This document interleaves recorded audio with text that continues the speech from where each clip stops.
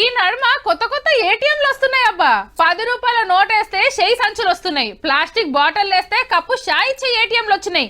కొన్ని రెస్టారెంట్లలో బిర్యానీలు ఇచ్చే ఏటీఎంలు సుతా పెట్టిండ్రు.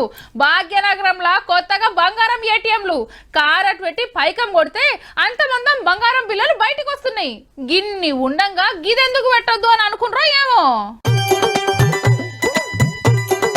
మిషన్ మీద టక్క టక్క ఒత్తిండు. ఇట్లోకి ఫ్రిడ్జ్ నిండా చల్లటి బీర్లు మందు కీసలు. చూద్దాం ఏమొస్తుందో.